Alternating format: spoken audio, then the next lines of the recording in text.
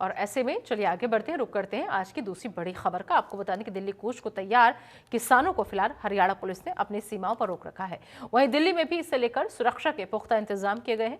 दिल्ली और हरियाणा सिंघू और टिकरी बॉर्डर के जरिए आपस में जुड़ते हैं। इन दोनों सीमाओं को ट्रैफिक के लिए बंद किया गया है और वहीं सुरक्षा कर्मियों की निगरानी में उत्तर प्रदेश में लगने वाली गाजीपुर सीमा के जरिए ट्रैफिक मूवमेंट की अनुमति दी गई है।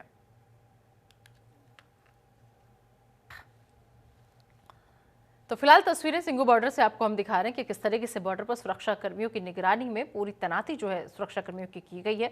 किसान आंदोलन के चलते पूरे कई बॉर्डर्स ऐसे हैं जिनको सील कर दिया गया है, बंद कर दिया गया है। सुरक्षा के लिहाज से चप्पे चप्पे पर पैनी नजर सुरक्षा कर्मियों की है। तस्वीरें लगातार आपको हम दिखा रहे हैं। हालांकि ऐसे में कहा यह जा रहा है किसान आंदोलन पर हरियाणा के अगर मुख्यमंत्री मनोहर लाल की हम बात करें तो उन्होंने भी प्रतिक्रिया दी और उन्होंने कहा कि दिल्ली आने पर कोई आपत्ति नहीं है, लेकिन हाँ जो तरीका है वो गलत है किसानों का, ये वो कहते नजर आए। उन्होंने कहा कि किसानों का तरीका ठीक नहीं है, आप दिल्ली आइए अपनी बात रखिए, दिल्ली आने पर किसी को कोई आपत्ति नहीं है, लेकिन जो तरीका आप इख्तियार कर रहे हैं वो गलत है। तो किसान आंदोलन पर हरियाणा के मुख्यमंत्री ने ये बातें कही।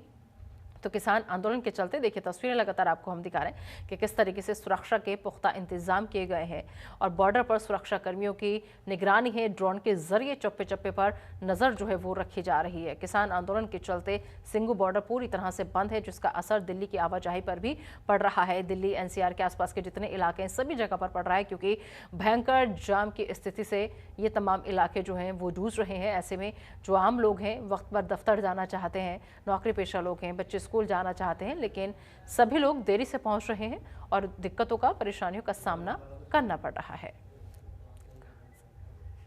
इस खबर पर ज्यादा बातचीत के लिए आइए सीधा रुक करेंगे। हमारे सहयोगी अली शरर इस वक्त हमारे साथ जुड़ चुके हैं। अली, आप अभी इस वक्त आपकी लोकेशन क्या है और वहां पर फिलहाल मौजूदा हालात क्या है?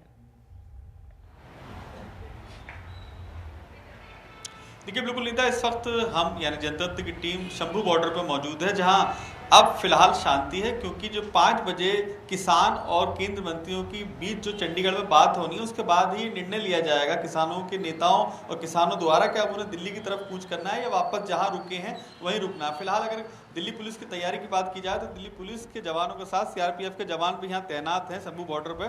पूरी तरह से उन्होंने अपना जो सुरक्षा कवच है वो भी पहना हुआ है, क्योंकि किसानों की तरफ से किसी तरह का कोई हुड़दंग में कोई पत्थरबाजी ना हो या किसी तरह की कोई अनहोनी ना हो, उसके लिए पूरी तरह तैयारी की हुई है। लेकिन ये जरूर कहा जा सकता है कि हर स्थान पर जो भी यहाँ बैरिकेडिंग लगा है उस पर पंजाबी लैंग्वेज में भी और इंग्लिश लैंग्वेज में, हिंदी लैंग्वेज में भी लिखा हुआ है कि धारा 144 लागू है। चेतावनी का बोर्ड पूरी तरह से लगा दिया गया है यहाँ पर। लेकिन ये जरूर कहा जा सकता है कि किसानों का जो पूरी तरह एक जन सैलाब है वो इस बैरिकेडिंग की जो पीछे वाला एरिया है वहाँ पर है। यानी कि हम जो इस वक्त मौजूद है जनतंत्र की टीम वो इस तरफ मौजूद है जो कि दिल्ली की तरफ का बॉर्डर है, और जो शंभू बॉर्डर का दूसरा वाला एरिया जो हरियाणा में जाके टच होता है वहाँ पर एक बड़ा जन सैलाब अभी भी किसानों का मौजूद है, जिनकी कहा जा रहा है किसान नेताओं की तरफ से कि 5 बजे अगर कोई निर्णय नहीं लिया गया तो फिर वो वापस दिल्ली की तरफ ही कूच करेंगे। लेकिन फिलहाल दिल्ली पुलिस की तरफ से तैयारी है कि दिल्ली में प्रवेश न करने दिया जाए किसानों को, इसके लिए पूरी तरह से तैयारी कर ली गई है। निदा, ये तो आपने दिखाई वहां की पुलिस की तैयारी, लेकिन अगर किसानों की तैयारी की बात मैं करूं वाली यहाँ पर, तो उनकी तैयारी देख करके भी लग नहीं रहा कि इतनी आसानी से ये मामला शांत होने वाला है। क्या लग रहा है आने वाले वक्त में, क्योंकि इससे सबसे ज्यादा परेशान आम आदमी हो रहा है, क्योंकि जगह जगह रोड ब्लॉक है, सड़कें जाम है, ट्रैफिक की समस्या से जूझ रहा है। क्या लग रहा है आज शाम को खबर यह है कि बातचीत शायद हो सकती है, बातचीत होगी तो क्या इस समस्या का हल निकलने की उम्मीद या फिर नहीं?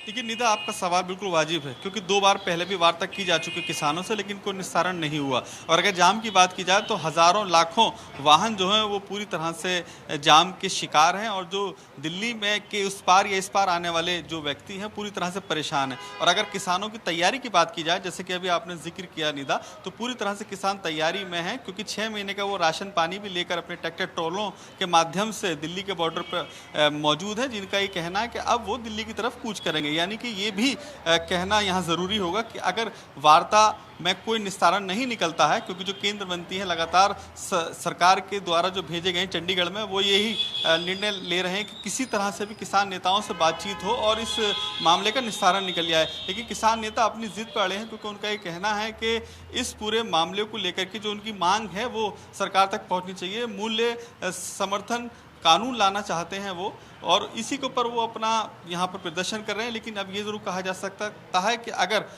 वार्ता नहीं बनती है 5 बजे तो दिल्ली की तरफ कुछ किसान ज़रूर करेंगे, क्योंकि बड़ा जनसैलाब किसानों का अभी भी इस बैरिकेडिंग के उस तरफ मौजूद है। ठीक है, चलिए अली, बहुत बहुत शुक्रिया इस तमाम जानकारी के लिए आपका। तो बॉर्डर पर सुरक्षा कर्मियों की तैनाती है, लेकिन किसान भी पूरी तैयारी के साथ आए हैं।